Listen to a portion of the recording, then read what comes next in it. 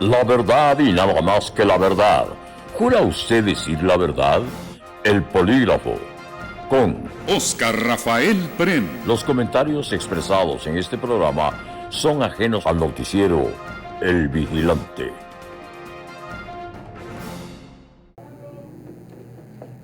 Hablar de personajes, pudiéramos estar muy limitados, pero hablar de personalidades, de historia, de íconos, pudiéramos contarlos con los dedos de la mano. Hoy tengo la oportunidad magnífica de poder platicar con un amigo, un genuino amigo,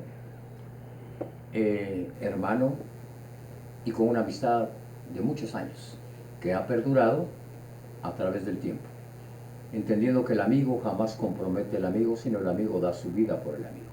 Hoy quiero hablar parte de la historia de Guatemala, y él ha escrito parte de una buena historia de Guatemala.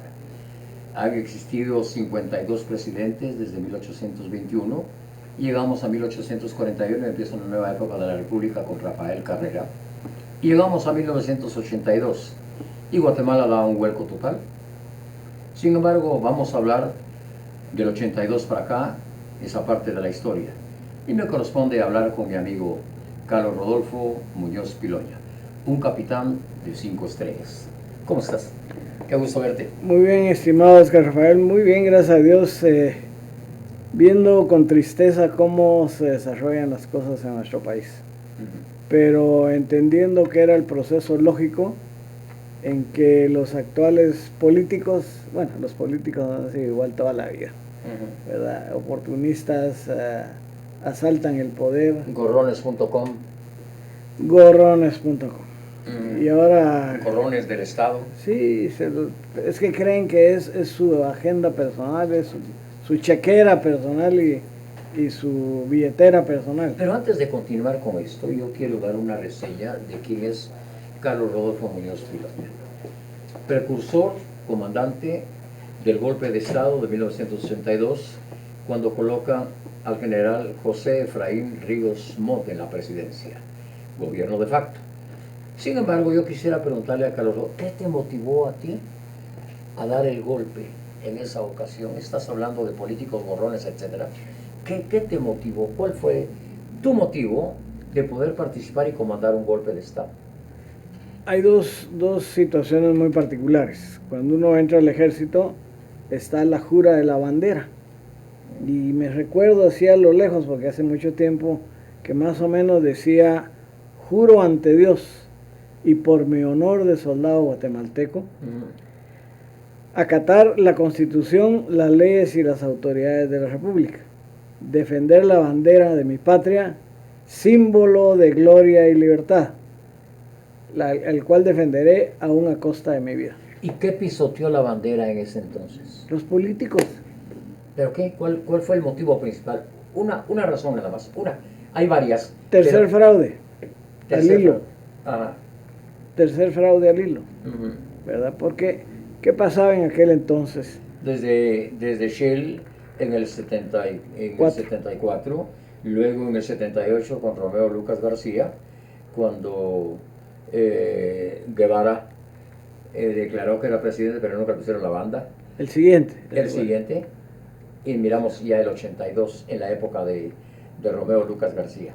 Sí, ¿Pero eso fue lo que te motivó a dar el golpe del fraude? Esa fue una razón. Porque ya veníamos nosotros hablando con los oficiales desde hacía de las fraguaciones, de la manipulación que hacían los políticos con la institución. Había que ponerles un freno, había que ponerles un alto a los políticos para decir: miren, nosotros dentro de la institución no somos así. Nosotros pensamos de una manera muy distinta, muy cabal, nosotros nos debemos a la patria. O sea, nosotros sí nos creímos el mensaje de que nosotros estábamos para defender a la patria, para que el pueblo y el más necesitado tuviera con quién contar. Y fue muy complicado organizarte con los oficiales jóvenes y otros entes mismos del ejército para poder tener un plan y una estrategia para ese 23 de marzo de 1982 y llegar a casa presidencial y deponer al presidente. Bueno, en primer lugar, yo no inicié el movimiento. ¿Quién lo inició? Lo inició un teniente, era en ese entonces Mauro Antonio Jacinto Carrillo, que en paz descanse, Comunicaciones. y Víctor Hugo Girón Guerra. Ellos dos comenzaron. Ellos comenzaron. Y cuando platicaron, habíamos tenido una reunión en Quiché donde yo había manifestado mi inconformidad con los políticos por el abuso que hacían de usar a la institución.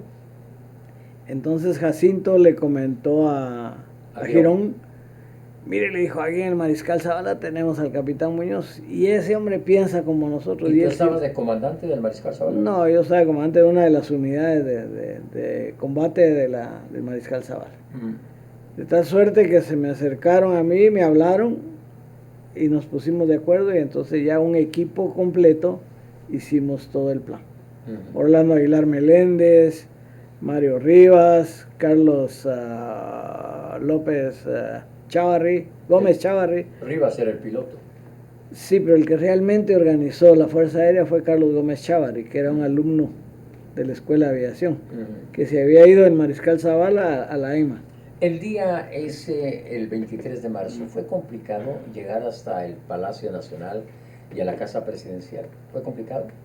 Mira, lo complicado fue enfrentar la realidad. Cuando yo salí desde el Mariscal Zavala, después de que habíamos tomado el comando, y ya me vi en la calle, dije, bueno, ahora no hay marcha atrás, pues tenemos que irnos para adelante. Yo le tenía que entregar el mando a un coronel de apellido Morales, que no llegó. Entonces cuando Orlando... ¿Se echó atrás? No sé, no quiero juzgar, pero claro, él no llegó. Él tenía... Okay. La noche anterior Girón se lo dijo en Shela, mi coronel mañana a las 9 tiene que estar en el parque porque el capitán Muñoz le va a entregar el mando. Pero no llegó. Entonces cuando Orlando Aguilar, que era otro de los líderes, pasó por el parque porque iba para la Guardia de Honor que no salía, le dije, ¿dónde están sus líderes? Pues no están, me dijo, no vinieron. Bueno, entonces como yo tengo el mando, yo sigo al mando del movimiento. Ahí tomé yo el control total del movimiento. Y dieron el golpe. Y dimos el golpe. ¿Fue muy complicado para ti manejar, ya estando en el gobierno, lo político, porque fue político, y tu familia? ¿Fue complicado? No. ¿Por qué? ¿Por qué no fue complicado? ¿Cómo lo manejaste? Pues tranquilo, mi esposa es una mujer muy sabia. ¿Y tenías ya 3 niños? Tenía 2. Los 2 varones. Esmeraldita no había nacido todavía. No, ella es post-exilium. Ok. Ella fue hecha en Venezuela. No, fue hecha ya de regreso en Guatemala. Ajá. Estaba el Canche, que en paz descanse, y estaba Pedro Pablo, ¿verdad? Entonces, me recuerdo que como a los dos días del golpe, yo no podía seguir con el presidente del Tingo al Tango, pues, no podía llevar al general de un comando a otro para ir a dormir. Entonces me acordé que yo había sido ayudante del ministro de la Defensa y cuando íbamos por la reforma llamé por radio a la casa del ministro con Mario Cardona, era el RO de ahí. Le dije, Mario, ¿cómo está la residencia? Libre, mi capitán, me dijo. El señor ministro se fue, así que se puede usar. Pedí que me abrieran la puerta y entramos a revisar. Curiosamente, una media cuadra y media más adelante iba el embajador de los Estados Unidos. Y cuando le abrieron la puerta creyó que era para él y se metió. Y casuísticamente se dio la primera reunión del embajador Chapin con el general Ríos. Ajá. Vimos cómo... Él era cubano, ¿verdad? No, sí, era gringo. Cubano. No sé. Le apellido Chapin. Chapin. Chapin, sí. Frederick Chapin. Y entonces resulta que como a los 2 días de estar ahí me dice el general, mire usted, comandante, ¿tiene mujer usted, comandante? Sí, mi general, yo soy casado, tengo 2 hijos. Va a traerlos. Ay, le dije, usted sabe cómo es la raza. Eso va a generar mucha envidia, mucho recelo, mucho... Que te fueras a vivir a casa presidencial. A la Casa Crema. A la Casa Crema, sí. Sí me dijo, pero si los agarran allá y me prensan, me dijo, entonces yo ya no podría hacer nada. Total que estuvimos viendo pros y contras y agarré un pick-up y fui a traer a mi mujer y a mis hijos y se fueron a la Casa nos Crema. Fuimos a vivir a la Casa Crema. Esta era mi pregunta, ¿cómo manejaste estar en el Estado y lo familiar? Porque es sumamente difícil. Sí, complicadísimo. Si no hay un balance, digamos un balance espiritual, por supuesto, y si no hay un balance moral, porque es muy fácil perderse. El Mira, hombre se ahí, pierde por el poder, ahí el por la dama y pecado por la te lo lana. ofrecen de Claro, gratis, claro. aparentemente. ¿Fuiste bolo alguna vez? No, un bolo No. social, ¿Drogas? pero ni siquiera cigarro. Lo otro no pregunto porque te pondría en evidencia. Chiquito Pueden pero haber machito, problemas. chiquito pero machito. Sí. Porque el militar dice, militar que no huele a pólvora y no huele a mujer no es militar, no es hombre. A cigarro, a licor, a mujeres y a pólvora, ¿verdad? Ahora, ¿cómo miras tú los gobiernos exteriores? ¿Cómo ha ido evolucionando la política? ¿Cómo ha ido evolucionando la imagen internacional? Algunos estadistas, otros únicamente políticos, otros oportunistas. ¿Hablarías tú cara a cara con el presidente de Cuba? Sí, puedo hablar con quien sea. Si fueras presidente, ¿le hablarías cara a cara? Claro que sí. ¿Qué le dirías? Que dónde están los principios y los valores que comenzaron en 1959. Porque trastocaron todo, le dieron una vuelta diametralmente opuesta. Y manipularon. Y lo manipularon como todos los gobiernos de izquierda, que dicen que van por el pueblo, pero el pueblo al que ellos se refieren es al de ellos nada más, no a la población. Para ti, ¿quién es el mejor presidente de América Latina? Bueno, ahorita hay una disputa entre Milei y Bukele. ¿Y el peor presidente de América Latina? Lo miramos todos los días. ¿Qué le dirías al peor presidente al que estás haciendo referencia? ¿Hablarías con él cara a cara? ¿Qué le dirías? Que renuncia. Que renuncie. Que si tiene vergüenza, que renuncie. ¿Por qué? Primero, entró ilegítimamente. Segundo, no ha hecho absolutamente nada por el pueblo de Guatemala. Mira cómo ¿Cuántos están las meses carreteras. estuvieron ustedes en el gobierno? 16 meses. ¿Cuántos meses lleva el susodicho del que estás hablando? Lleva como 3 años. Sí. 3 años. Casi. ¿Y ustedes en 18 meses hicieron mucho más que en los 3 años? Solo en Ixcán abrimos 608 comedores para darle de comer a la gente que estaba huyendo de la guerrilla. ¿Cambiaron el sistema de salud? Totalmente. ¿Lo cambiaron? Fíjate que en la inteligencia artificial, si lo puedes buscar, dice que hubo gente de Aixcán que por primera vez en su vida tuvieron un médico para que les hiciera un reconocimiento de ¿La salud. educación cómo la ves en Guatemala? Está muy mal. ¿Qué cambiarías? Primero hay que quitarle todas las iPad y todos los iPhone en la educación. ¿Por qué? Porque se ha comprobado que la escritura y la lectura de papel ayudan mucho al desarrollo cognitivo del individuo. Y aquí nos enseñan solo a jalar, a copy-paste. ¿Superará la inteligencia artificial a la inteligencia natural? No, porque es parte de la parte de la inteligencia natural. Sí. Pero es interesante. Estoy escribiendo un segundo libro después de este que ya está aquí. Y le he preguntado a la inteligencia artificial. Por ejemplo, le pregunté que me pudiera dar el gabinete de gobierno de 1982-83. Ni uno de los nombres que me dio era real. ¿Serio? Ni uno. Hasta que yo vine y le dije, perdona, te voy a corregir. Te voy a corregir. Te voy a corregir. Me hizo berrinche. Me hizo berrinche, sí. Y me dijo que por qué sabía tanto. Entonces yo le expliqué quién era. Y tenemos una plática muy interesante con la inteligencia artificial. Me ha dado datos muy valiosos. Pero no todo lo que la inteligencia artificial dice ni es real ni es cierto. ¿Verdad? Así que, claro, si dejamos que dos programas de inteligencia artificial se intercalen, pueden generar sorpresas. Ahora, ¿qué sería lo primero que harías si fueras presidente de Guatemala? Meter presos a todos los delincuentes que están robándose el dinero del pueblo. Segunda cosa. Ordenarle a salud, a educación y a comunicaciones que en 3 meses se tiene que ver su trabajo. ¿Y seguridad? No te lo puedo decir porque si no va a perder sorpresa. ¿Y reforma del Estado? Total. hay que reformar muchas cosas. ¿Crees que la economía de Guatemala está bien? En los macros sí, porque ese es lo simpático. Pero hay una queja enorme, mi querido general capitán de 5 estrellas. Muchas gracias. Hay una dicotomía, por ejemplo, la gasolina. Ujú.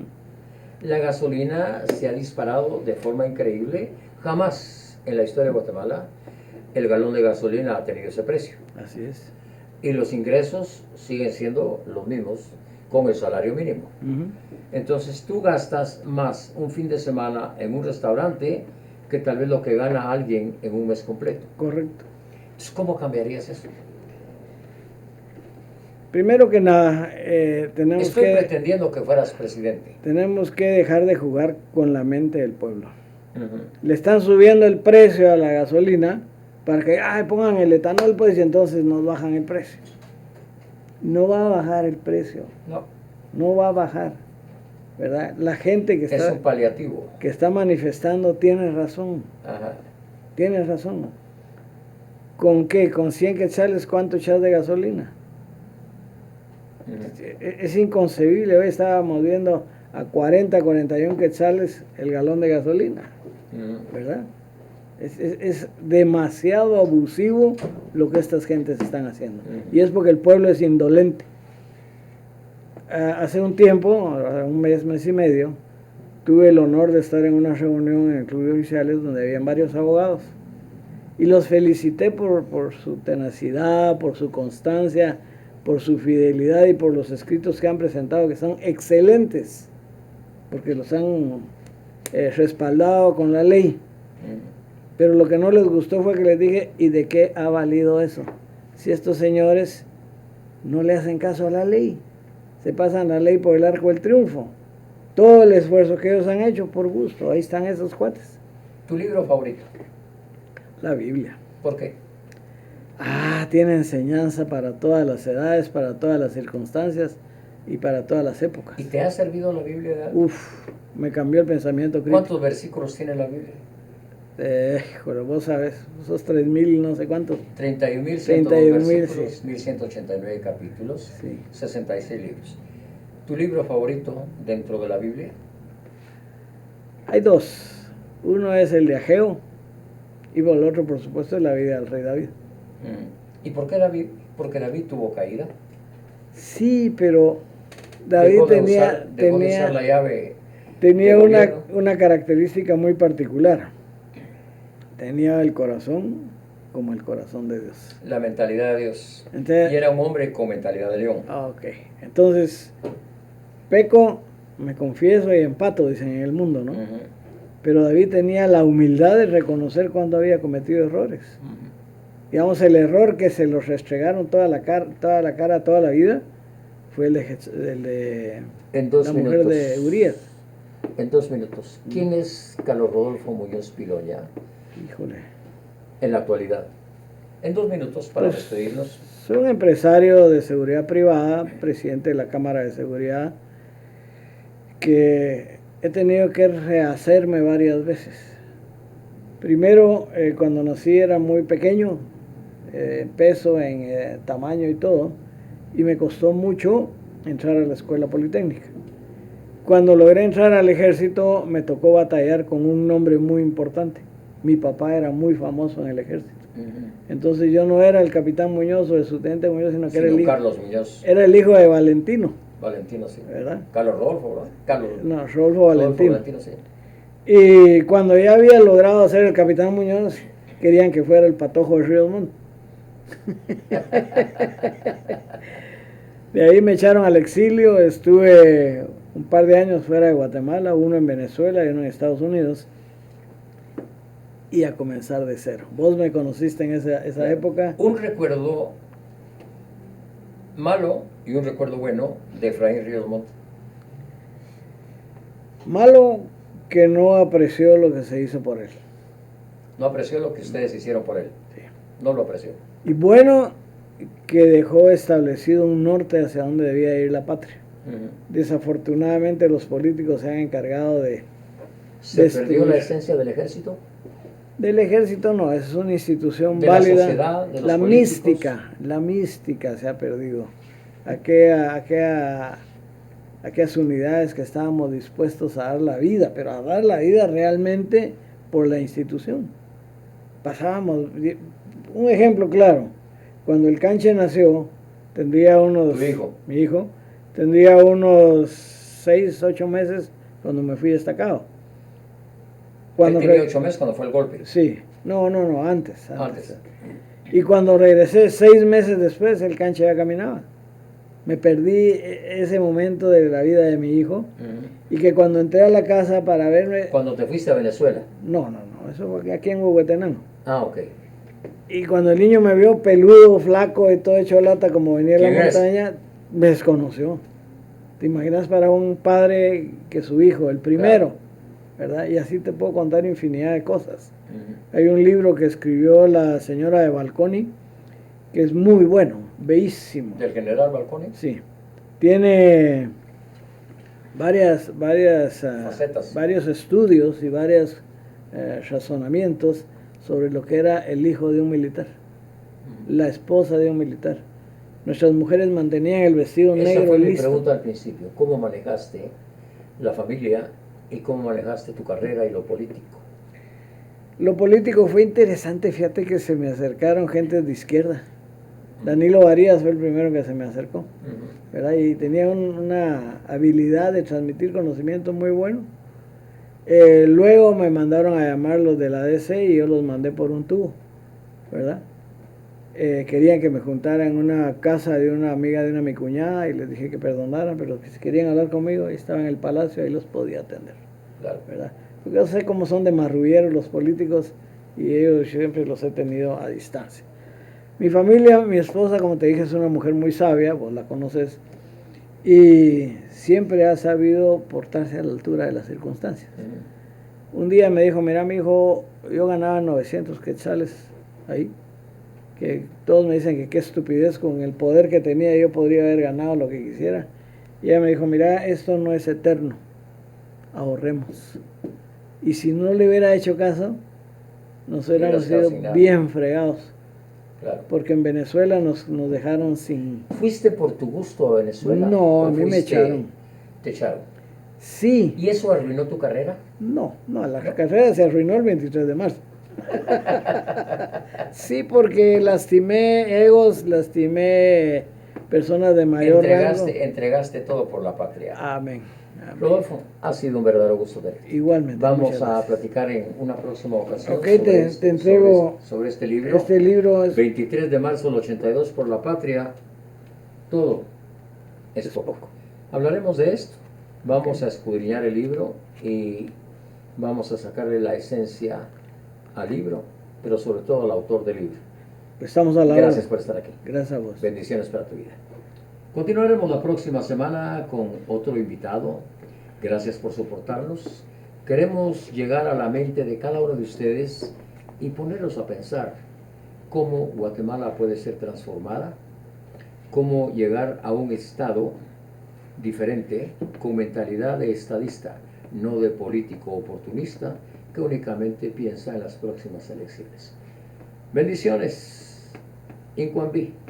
Dios asontecinca Cuencachi. Bendiciones para cada uno de ustedes. La verdad y nada más que la verdad. ¿Jura usted decir la verdad? El polígrafo.